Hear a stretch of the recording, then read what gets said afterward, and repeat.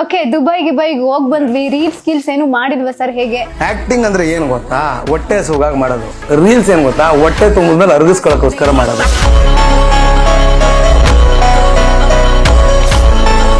ನಿಮ್ ಪ್ರಕಾರ ದುಡ್ಡು ಮುಖ್ಯನಾ ಇಲ್ವಾ? ತುಂಬಾ ದುಡ್ಡಿದ್ರೆ ಲಾಕ್ ಮಾಡ್ಕೊಬಿಡ್ತಾರೆ, ದುಡ್ಡೇ ಇಲ್ಲ ಅಂದ್ರೆ ನಮ್ಮನ್ನ ಬ್ಲಾಕ್ ಮಾಡ್ಕೊಬಿಡ್ತಾರೆ. 100+ ಸಿನಿಮಾ ಅಂತಂದ್ರೆ ಇದ್ರ ಬಗ್ಗೆ ಯೋಚನೆ ಮಾಡ್ಬೇಕಾಗಿರೋದೇ ನೀವು.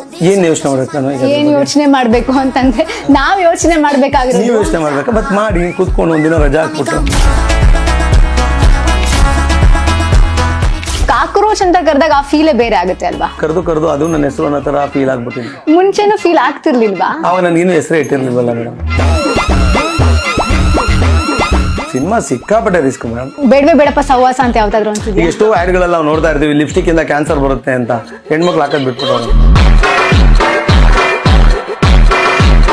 ಒಂದ್ ಸಣ್ಣದು ಫಸ್ಟ್ ಎಲ್ಲೋ ಕನ್ನಡಿ ಮುಂದೆ ನಿಂತ್ಕೊಂಡು ಆಕ್ಟಿಂಗ್ ಸ್ಟಾರ್ಟ್ ಮಾಡಿರ್ತೀರಾ, ಒಂದಿನ ಸೂಪರ್ ಆಗಿ ಹೋಗಿ ಸ್ಟಾರ್ಸ್ ಬರ್ಸಲ್ ಕೂತ್ಕೋತೀರಾ, ಆಗ ನಿಮ್ಗೆ ಹೆಂಗ್ ಅನ್ಸುತ್ತೆ? ಮಾತೇ ಇಲ್ಲ.